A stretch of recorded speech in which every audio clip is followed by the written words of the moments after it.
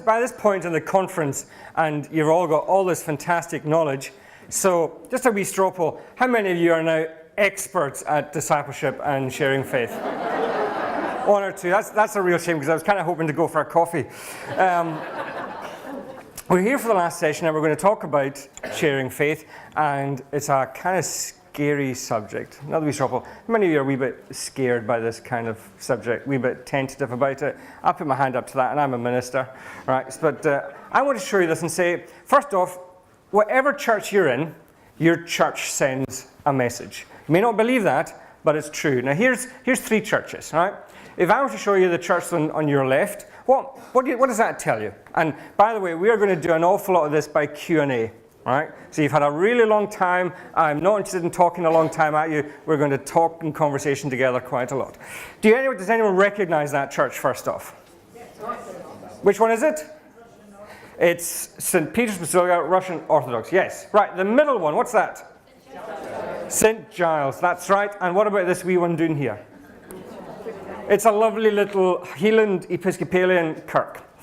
A number of years ago, and first of all, let me tell you something. I'm from the Highlands. I'm from the Western Isles, from Lewis. Been a minister for about 22 years. Was a minister up in Aberdeenshire, in a place called Longside, for 8 years, and have been minister in Granton for about 14 years now. And I absolutely adore and I absolutely love being a minister. It is great fun. But one of the things I did in Granton, just after a few years after arriving there, was I got a friend who's a PR consultant. And it was an autumn evening, and I said, I want you to come and to walk our building and to tell me what message our building gives off. And then we are going to present a report to the Kirk session. Now, how many of you think that was brave? Okay. How many of you think that was stupid? One or two others. Okay, right. It was a really good report. So, but the first thing they said to me was, your building is spooky. So they walked in and it was dark, and they looked at the gates and they looked at the church and all that, and they said, your building is spooky. And when I took that to the Kirk session, it got what would technically be called a reaction. And I was told by the Kirk session, our building is not spooky, our building is atmospheric. Right? That was the word that was used. But it was this thing that every bit of church gives off a message. Now, the really scary thing in today's world is this. In one sense, it doesn't matter what message your church gives off, because there's less and less people going. And this was taken from The Guardian this year. That was the kind of headline of the article, that Christianity, as you can see there, is very much in decline. And here are the figures. And for the UK, we're down here, and it says, especially amongst young people now, somewhere in the region of about 59% never ever go to church. Right, 59% never ever go to church. Now, what that means is, if you make your worship the best, most super duper, most relevant, most fantastic worship that you can imagine, it's got all the guitars, it's got all the drums, it's got all the silence, it's got all the noise, it's got every bell and whistle you can imagine, will it make any difference to someone who's not actually there? No, it will not. And that is the scary thing, because in today's world, right, this is where people first of all encounter God. Now, this is going to be a wee test of your TV knowledge. Right. Who recognizes the top one? What's his name? But what's his name? Adam Smallbone, that's right. Who recognizes the bottom far left? Yeah, the middle one? That's the Simpsons Lovejoy. And this one here? That's EastEnders. That's the latest vicar that is appearing on EastEnders. And there is a kind of quote from the Daily Mail. So for most people today, given that the majority of people don't attend church, the place that they encounter faith first is actually in popular culture. Now that's really quite an interesting kind of thing to think about and to say. And a survey was done by the Church of England, it's called Talking Jesus. It's a fantastic survey, and if you're going to Google something, Google Talking Jesus and have a look at their website. And this shows you here what are the greatest influences for people becoming a Christian. So, if you look up there, 41% is growing up in a Christian family. Now, a statistic that's not up there is 47% of kids of Christian parents become Christians. Right? So less than half of the kids from Christian families find faith within those families. Now that is a shape that's like this. Right? It's a decreasing shape, which means if we are relying on Christian families to keep populating the faith, we can't. We need to step outside. Now, I want you to do something, and it's something you're going to think you would never ever hear a minister say to a group of people in a kind of sermon talk situation. Please take out your mobile phone. So trust me, it's perfectly allowed. Please take out your mobile phone.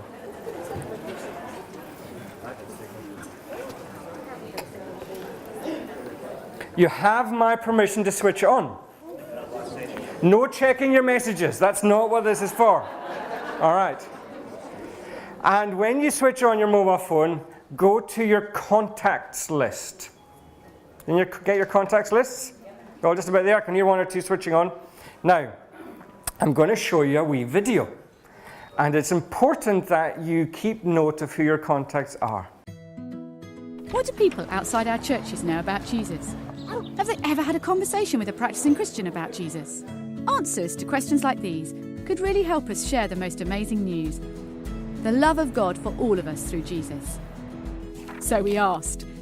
And here's what people, your friends and neighbours, said. 57% said they're a Christian. 9% are active Christians. They regularly go to church, pray and read the Bible. Useful starting place. But what do they actually know about Jesus? 21% think he's God, while 30% think he's a spiritual leader or prophet. But only 60% think he was an actual, real, historical person. Our job here is clear. Let's make sure everyone gets to hear that Jesus actually lived and walked on earth and that he claimed he was God. How are we going to do this? Well, 67% said they know one of us, an active follower of Jesus. And we're most likely to be their family and friends. But have we ever spoken to them about Jesus? 58% of those who know us have had a conversation about Jesus with us. Now that's a great start. But what do they think about Jesus after that conversation? 1 in 5 are open to knowing and experiencing more about him. That's 1 in 5 of your friends and family members, the people you know really well, who are waiting for you to talk about Jesus with them. And we found out that talking to someone who knows Jesus was really important in helping 36% of us decide to follow Jesus for ourselves. So let's talk Jesus. You get that? 1 in 5 of the people on the contact list of your phone are open to having a conversation about Jesus. I hope you've got no ministers on your phone, no, because we'll talk about that later. Right. Let's assume that they're open to conversation about Jesus. But it's quite a thought, isn't it? And when you look through that list of names and you think, who on this list of names is open to a conversation about Jesus? That's staggering. Now that means the next question is, are you confident to have a conversation about Jesus? Hands up if you would say, I have got this nailed. I am a stormtrooper for God and I can deal with any situation that I come across. Hands up? Hands up if you say, I'm a work in progress and I might be able in the right circumstances to have a conversation about Jesus. 1 or 2 is there, yeah. Or hands up, you're saying, I am still waiting to read the book. All right. Okay, right. So, what does all this mean? What this means is this, right? Congregational leadership, as it says there. What we should be doing in our churches is training our people to have conversations about Jesus. Now, I want you to repeat after me. In fact, no, let's not do that way. Look at the person on your left. Look at the person on your left. Okay, you can look back at them and say to them, and it's picking up what Sally said, say to them, and you can use your finger, point, because we like to point. Point and say, you are a leader. Say that to them. Right? Right? Say to the person on the other side, you are a leader. Take that finger and go, I am a leader. Congratulations, it's now your responsibility to teach people about the Christian faith. See, that's what it is. But is that, given that most people are going to encounter faith outside the actual confines of the church, the place that we need to prepare them for is not to have a conversation with your neighbour in the pew, but we need to prepare people to have a conversation with your neighbour in the cubicle, in the playground, in the pub, in the shop, on the golf course, when you're bowling, all of these things. That is the front line of sharing faith. The front line of sharing faith is not the pew. It has moved away from that. So, here's a question for you. How well have you as an elder, and I know there are no elders in here, just assume for a minute you're an elder. How well have you as an elder been equipped to train others in sharing faith? I want you to spend, I'm going to give you just a minute with the people around about you, because that's going to be a really short conversation. How well have you been trained to share faith? Away you go. Okay. Now, I'm stopping you because there's a follow-up discussion to take place. Here, are a series of words that could describe your church, right? Okay? What I want you to do is, building on the conversation you've just had, decide which word or words best fit your church. And if the answer is cult, we need to talk. Okay, so I'm going to give you 5 minutes to talk. How would you... Now, the beauty of this is, you're not being recorded. Your minister will never know unless you're sitting beside them. And this is a time for honesty, okay? Right, so away you go. Have a wee chat. 5 minutes in this. What word would best suit your church?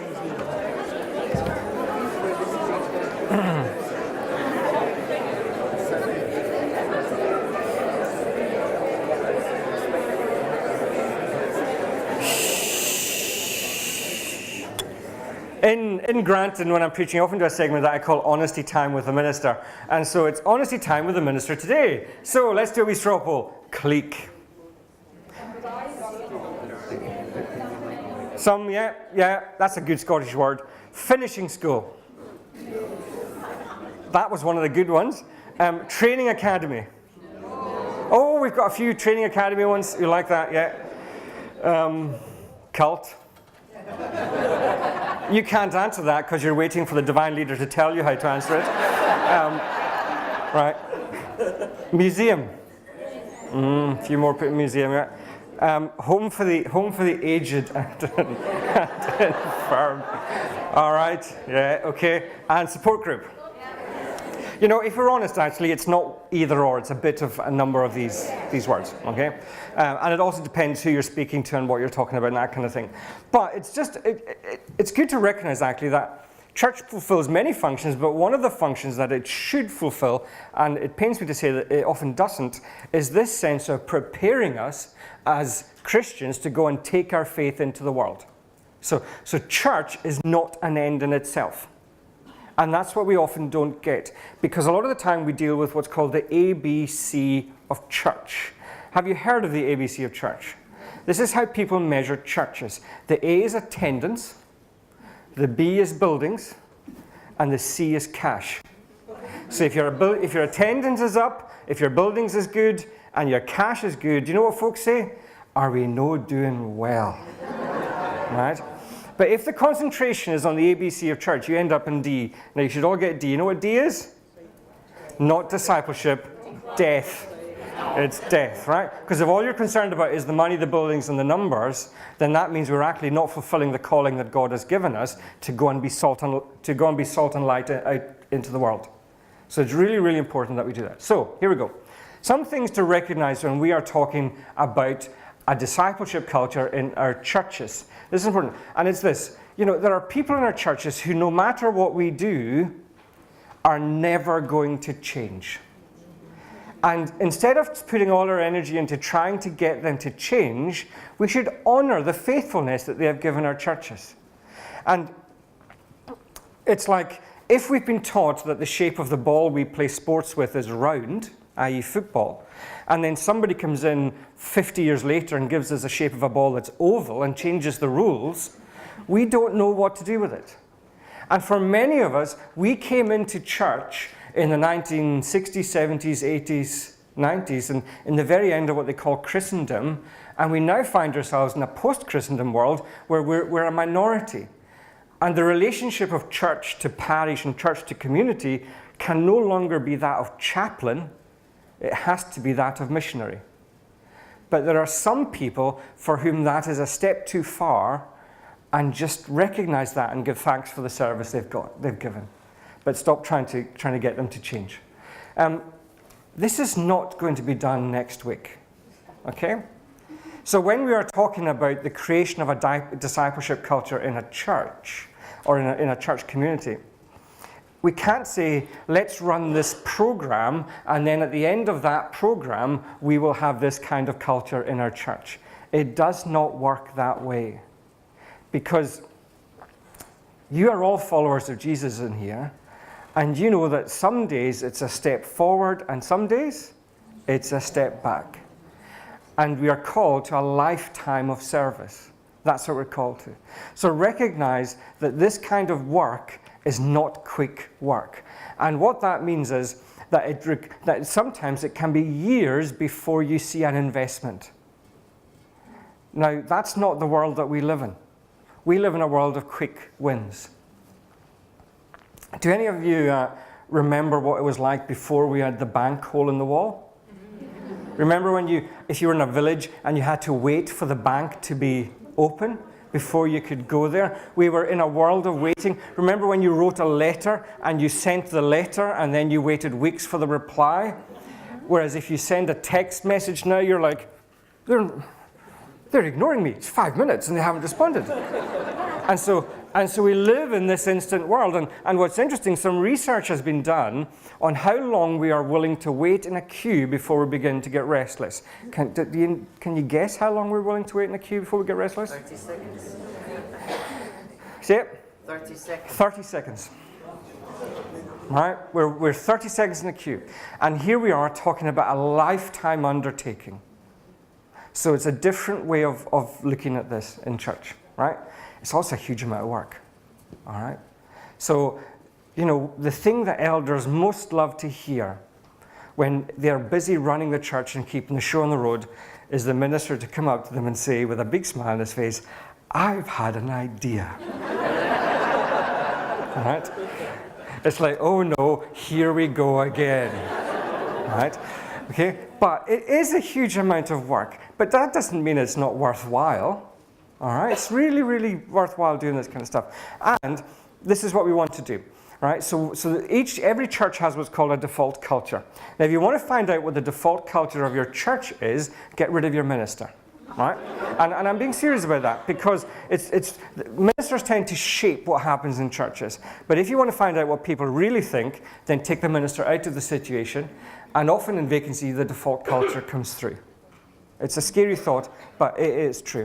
And we want that default culture to be about discipleship. We want it to be about sharing faith. We want it to really be about kind of people living out what they do for God. And also recognize this, that should you embark on a journey of this, the church will not remain the same afterwards. It won't feel the same.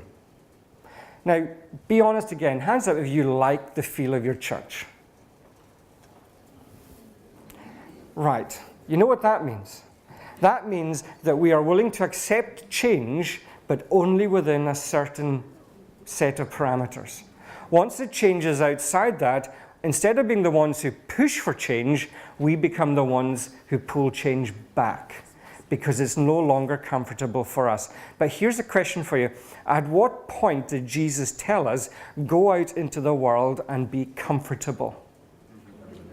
He never said that to us at all. He said, go and make disciples. So these are things that we need to take on board before we look at this any deeper. So, right. Here you go. I told you there'd be a lot of chat today. With what you know just there, chat, I'm just going to give you another couple of minutes. What does it mean as elders to be responsible for congregational discipleship? Now, it's easier today because if you went back to the time of John Knox, you were responsible for everybody in the parish. And while technically still responsible for everybody in the parish, actually we tend to really just exercise responsibility for people in our congregations. So, a couple of minutes on that. Remember, hands up if you're a leader. Okay.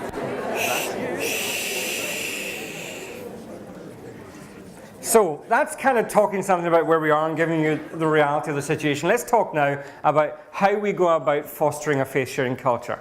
And you know what? That is deliberately up there first thing. Who likes a cup of tea? Or coffee? Or a scone? Oh, yeah, scone, there you go. And we won't get into whether it's jam and cream or cream and jam. That's the Theological Forum have yet to report on that discussion. Right. But what does a cup of tea tell you? What does if someone says to you, would you like a cup of tea? What are they saying to you? That's right. They're saying, for the next 20 minutes, hopefully, maybe an hour, it depends, right? But for the next period of time, my time is yours. That actually is what someone is saying. Now, how many of you have got kids or grandkids? Right. How many of them take the phone out of the table when they can get away with it? Right. But yet, you'd never think of taking the phone out in a one-to-one chat, would you? Because that would just be bad, because we are concentrating with someone. So, when I went to Granton as minister, then this kind of 20-80% split, of the visiting that I would do to try and foster a discipleship culture, 80% of the visiting was with the leaders. So I would spend a huge amount of time having cups of tea and coffee with the existing elders to begin to make them familiar with terms like growing in faith, with terms like discipleship, with terms like lifelong learning, all of these different things. And at the end of the first year, I did a straw poll and just kind of said, it's okay, so how's it going? And I sent the session clerk. Ministers, any session clerks in here today? Have you ever been asked by the minister to find out some information? Yeah, it happens. That's right. So I sent the then session clerk off to find out, to say, how's the ministry going after the first year? And what they came back with was hilarious. They said, they think you talk about Jesus too much. Okay. So I thought, well, that's not going to change. Right. But if you want to foster this kind of discipleship in your church, right, then essentially it's not going to happen. You know, if you've got a church of 100, 200, whatever you've got in the roll, that's not a feasible group to work with. Right? So a much feasible group to work with is and we've heard a lot about small groups this week. So I took the session and spent a huge amount of time visiting with the session so that we could and it's not get the session up to speed or anything else like that. It's investing in people. What did Jesus do? He invested in people. What do we need to do? We need to invest in our people. We often talk in the church about making and, profit and loss, making money, losing money, but we miss that third category, which is investment. And we really need to invest in people. All right, so, still there. All right, so that's what really this was about. So that's the first thing, how to foster the discipleship culture. Spend time with your leaders one-to-one. Talk to them about faith, get them talking about faith, and do all of these kinds of things. Next thing, remove the fear. If I were to say to Hong Suk, you're probably a bad example because you're a professional Christian, right? Right. But if I were to say to Hong Suk, go talk to the person over there about faith, ask them how their walk with God is this week. Wouldn't that be a bit terrifying? Right?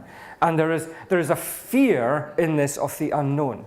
And part of that is because we're in a new world, in a new reality, we're being asked to do things in churches that no one's ever really explicitly asked us to do before.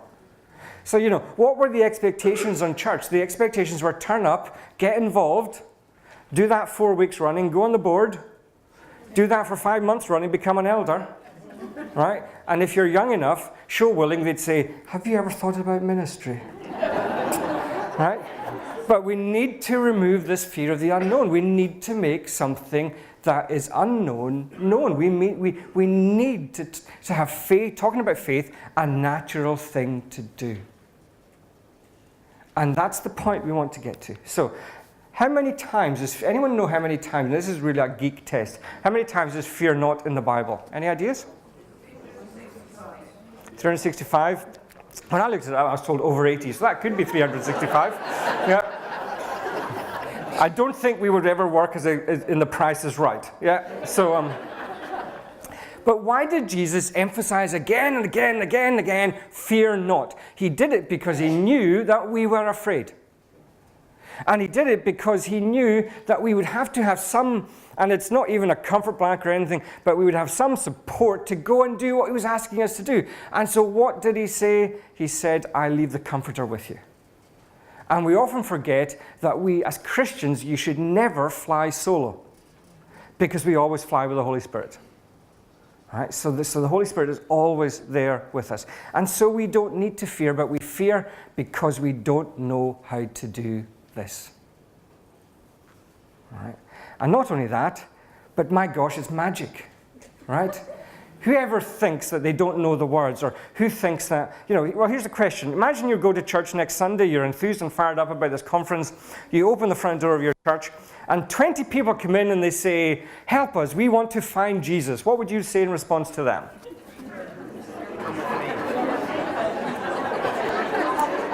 Well, I'm going to give you various options. Option 1 is, here's a deed of covenant, please sign it. Option 2 would be, it's great to see you. Do you fancy going on the creche or Sunday school rota? And option 3, which is the main one, which is, hi, let me just get the minister. Right? Okay? And it's because we tend to think of this as because ministers, we've been trained, we've got the words, we've got the magic. Complete and utter rubbish. Right? Every single one of us is called to share the faith. Every one of us. And that means we need to demystify this. So here's your next wee discussion. Is sharing faith a learned skill, or is it an innate skill? Do you understand the difference? Is it something you're born with, or is it something that you can learn? Have a wee chat.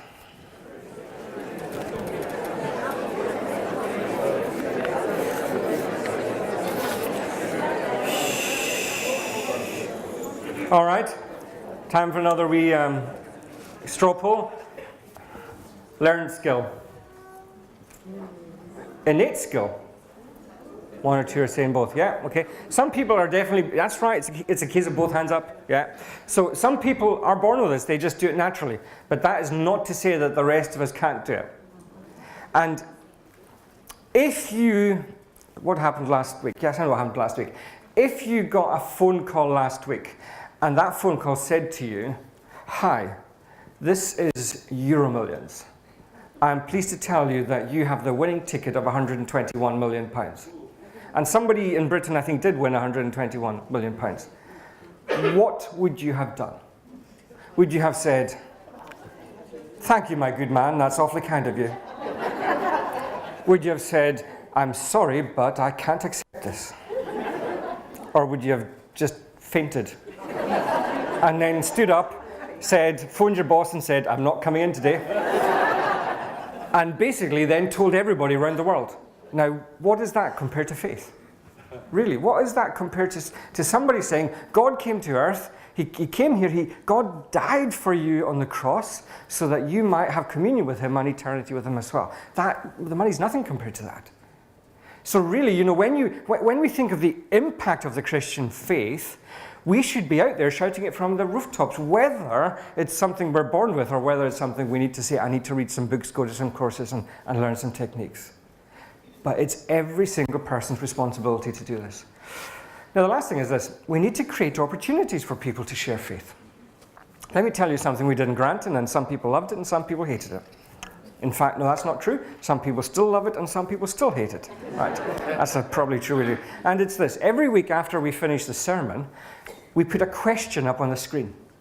And the congregation spend a couple of minutes chatting to each other about that question. Now, why did we do that? It's really simple. If we expect people to talk about faith in, shall we say, more risky places, and was it not Gordon who said that faith sharing is spelled R-I-S-K, right? How do you prepare for risky situations is you do it in safe situations. And if you can't chat to the people in your church about things of faith, then you'll never chat to people outside the church about things of faith. And so that's what we did. We actively create opportunities in our worship and in our practice for people to share and talk about faith. And if you want to get people to do it, then look at how you worship. Look at how you practice discipleship. Look at how you do your small groups and say, where are people getting the chance to do this? Now, we shut down our Bible study and we shut down our prayer meeting.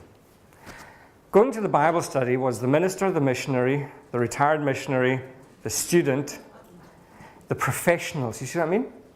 And all of that did was say to other people, I'm no going to that. Right? And it was the same crew who went to the prayer meeting. So what we did was, instead of a Bible study, we've now got home groups. Instead of a prayer meeting, we've now got prayer triplets. One of them meets in a pub and it's calling itself the beer triplet, and I'm not too sure about that. But since I have an invite, I'm waiting to pass judgment until I see what it's like. Right. So, but this is the thing, you see. You create opportunities for doing it. So often we say, we need this kind of thing, we need that kind of thing, but actually, we're not wedded to having a Bible study. We are wedded to the principle of Bible study. We are not wedded to having a prayer meeting. We are wedded to the principle of prayer. And what we have to do is find ways of giving people opportunities of doing that in today's world. So, that's what we just said. Right. So, how to foster. This is it. Right? That's how you foster a faith-sharing culture in your church. And it is blinking hard work, but it is well worth doing. So, right, how do we actually go about doing it? And this is it. When is the last time that your Kirk session actually discussed this stuff? I've been in a Kirk session that spent 2 hours discussing whether one door should be open in church or two. All I'm going to do is shake my head. I've spent time in and these were not my Kirk sessions, these were places I was as students.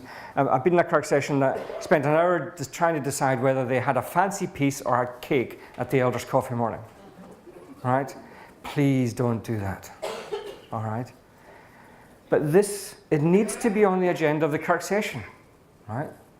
And most Kirk sessions have this lovely little thing, what I call the 11th hour nuclear bomb. It's AOCB, right? Any other controversial business, all right? And if it's not on your thing, then just say, I would like to talk about faith sharing, and get it on there.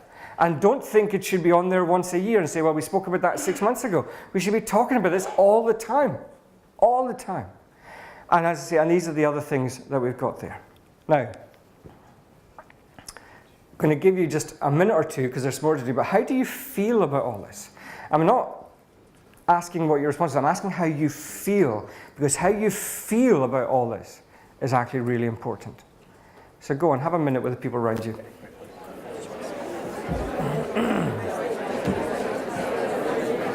Yeah. Right. Anyone want to shout out any words on how they feel? Daunted. Daunted, good word. I was thinking the first one might be depressed, but that's good. Okay, right. Excited. Excited, yeah. Apprehensive, energized. Oh, these are all good words. Right. For those who shouted out energized and excited, please come and join my Kirk session later. Right, I'll see you. Right. Now, what I want to show you next is this, and say, your mission field may not be where you think. And I'm going to illustrate that. This is a part of the island of Lewis where I grew up. And I'm going to show you a little something. My mother comes from, it's not even marked there, she comes from a village here called Lemmerway. And when you go back 2 or 3 generations, there were no roads. So they could get to Graver and they could get to Oronsay, and they used to go around there by boat. Stornoway's away up there, as you can see. And invariably, most of my relatives on my mother's side came from there, right? That kind of explains the monobrow and the nervous tic, right? Okay. I need to remember this is being recorded, right? My father's relatives came from Garnheim, Colonnade, and Brislet. And they came from the west coast of Lewis, around there. Now, what's really interesting is, in about the 1960s, the first roads went in about 1940 onwards, and from the 1960s, the roads were pretty extensive. So, as I said, my mother's from here, my father's from there. Where did they meet? They met in the dances in Stornoway, right? Because with the advent of the roads, what happened was the kind of geographical locus that people used to live in suddenly grew wider, right? Now, what's really interesting is when you get to my generation. My brother from Stornoway is married to a girl from Lytham St Anne's. Me, from Stornoway, is married to a girl from Haddington, right? My sister was married to a guy from Stornoway, so it still happens locally. But as you can see, the locus shifts massively. So what that means is that even though you might be in a physical, geographical parish, the people that you're connected to might not be the people who are physically beside you. But you might actually be connected to people all over the world. Now, this is a really good exercise, and probably going to give you 5 minutes to do it, but it's worth doing with your session and even with your church. This is mapping my network, mapping the people I'm connected to. So if you've got any free pages left on your booklet, go and draw a wee person in the middle, and draw a few things, and you might not be on social media, so you might have something else in there instead. And just start writing a few names against each one. Just first names, you're the only one who's going to see this. So just take a minute to do that.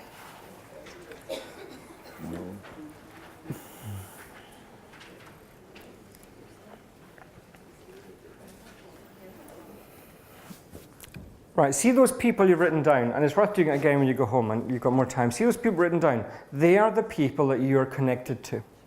No two people in the world have the same network. Brothers, sisters don't have the same, husbands and wives don't have the same.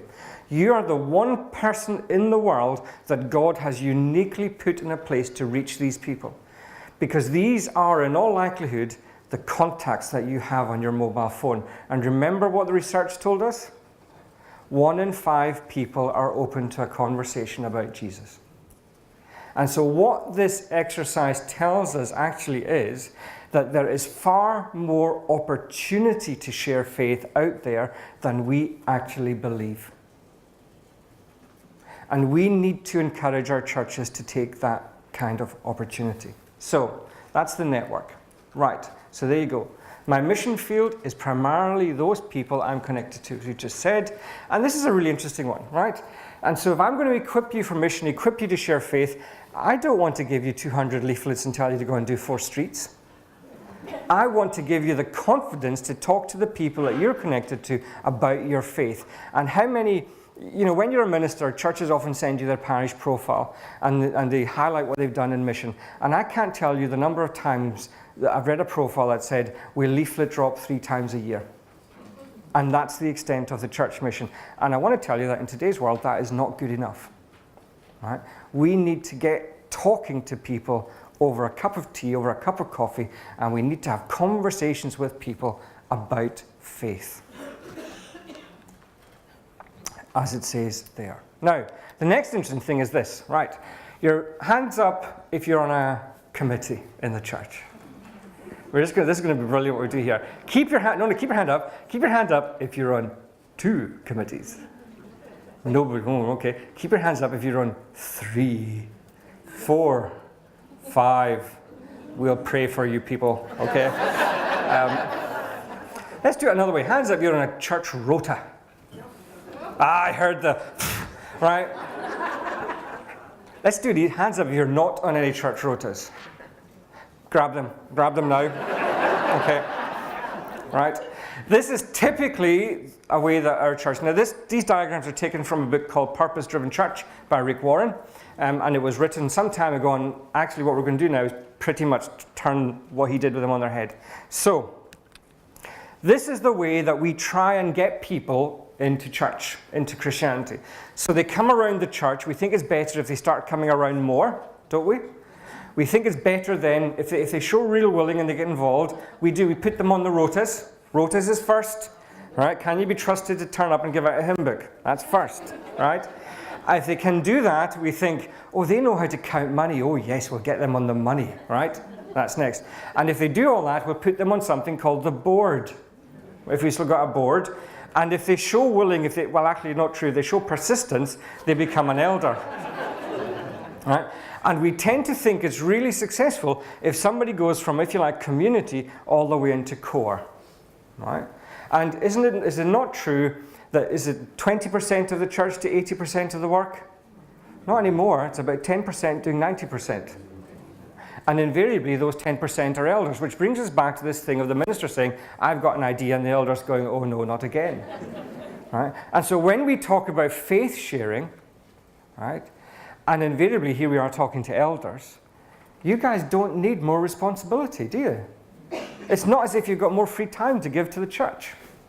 And what's really interesting is when you move in those circles, the number of non-Christian contacts that you have decreases rapidly. We, in our congregation, twice a year do something called Bring a Friend to Church Day.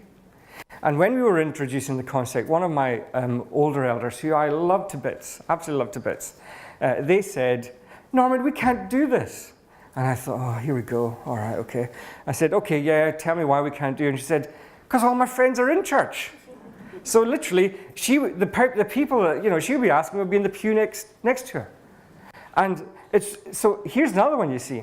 The further out from the core you go, the more non-Christian contacts people tend to have. So who is best equipped to go and reach other people with the gospel and with the faith? It's actually the people further out.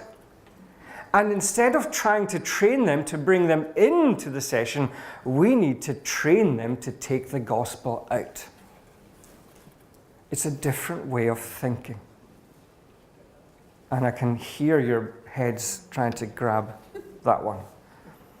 But if all we do is turn people into sessions, you know that roughly 1 in 5, 1 in 6 of our members are now elders. That's too high a percentage.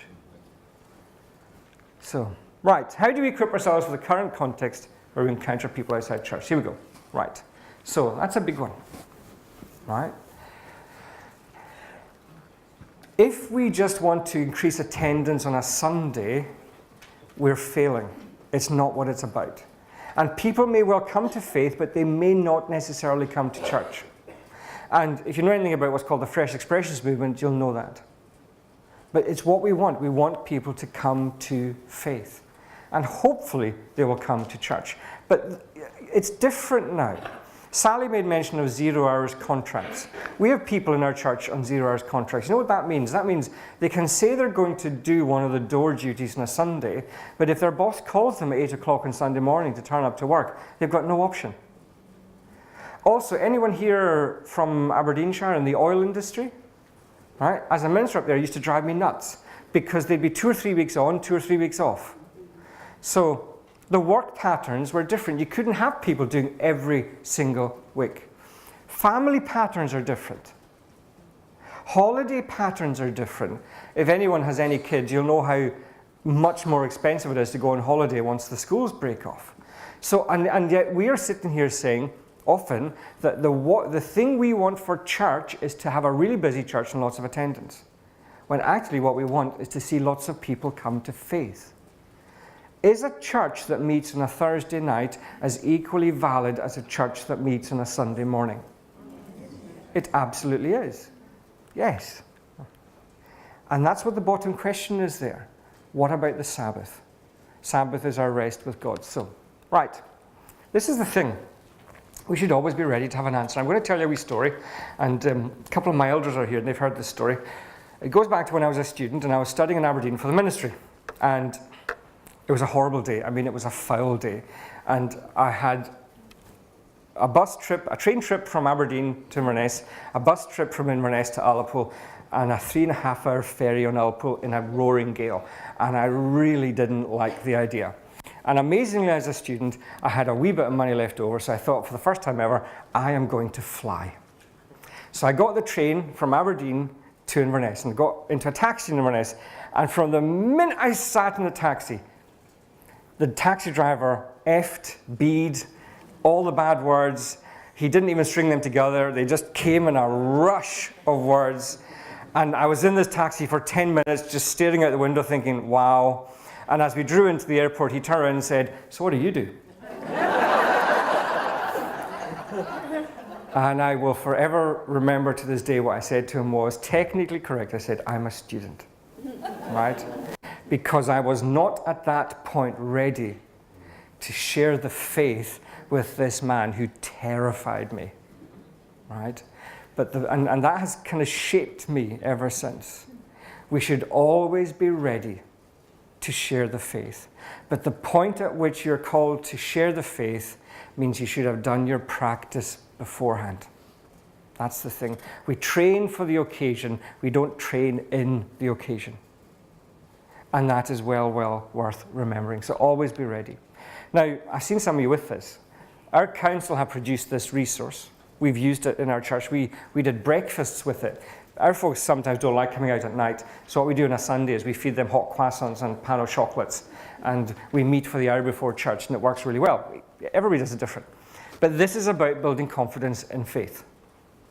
And I can get it online as well as buy it. Yep. So go and get it. Go and use these resources. We do not like our resources sitting gathering dust. We want them to be used. They're there to be used. And they're only useful if they are actually used. So go and use that one. This is just an exercise. Don't really have time for this. I don't know how many are aware that we're also doing something called a season of invitation in June. And this is fantastic. We are inviting every single church in June, every single person of every church on the same day in June to invite someone else to church. Now, what I haven't actually said is, before we invite someone else to church, you have to be proud of your church. You have to put your credibility on the line. You have to hope that your minister is not boring that day. You have to hope that the right person is on the door that day. You have to hope that they sit beside the right person that day. All of these things in church. But you know what? We think we can do this. And so in June, everybody should be inviting somebody to church. So, here we are, at the end of the last keynote talk. At the end almost of our conference. And so the question I always ask people is this: so what? Lots of people are going to go home. They're going to give a report. Hands up, you're giving a report to your Kirk session. Yay, brilliant. And you're going to sit there and you're going to enthuse about this conference to all those people who are not enthusiastic. But what are you going to do? If all that you do is learn stuff up here, it's not going to make any difference. And we are all about making a difference. And so... Is that much warmer and more acceptable Right. than I think in some circles? Did you all hear that? All right, so discipling can be quite scary, and using the phrase faith sharing is less scary. I have to be honest, I love the word discipling, but I don't get caught up on any word. It's not the word that bothers me. It's actually seeing people sharing and talking about their faith that is really important. And so if there's a particular history somewhere that makes a word bad to use, find another word. It's just a word. Yeah. How would you cope with rejection of some of your ideas? Cope with it often and regularly. Yeah. It's one of the, you know, when we are working with people, some of these ideas work and some of them don't. What I haven't shared with you today is a huge number of ideas that we tried and haven't worked. And part of the kind of culture that you want in your church is a culture that says, let's try this. Hasn't worked, fine, let's put it away. But not then to come back and say, don't try it again for 15 years. You know, so rejection just goes with the territory. But it's worth it. We're talking about the souls of people here. You know, we're talking about people's lives here, and we're talking about the difference God doesn't just make in eternity, but God also makes here in the world. So that is worth any amount of hassle and grief. Doesn't make it easy, though. You have to be honest about that. In our church, we have a continuing vacancy.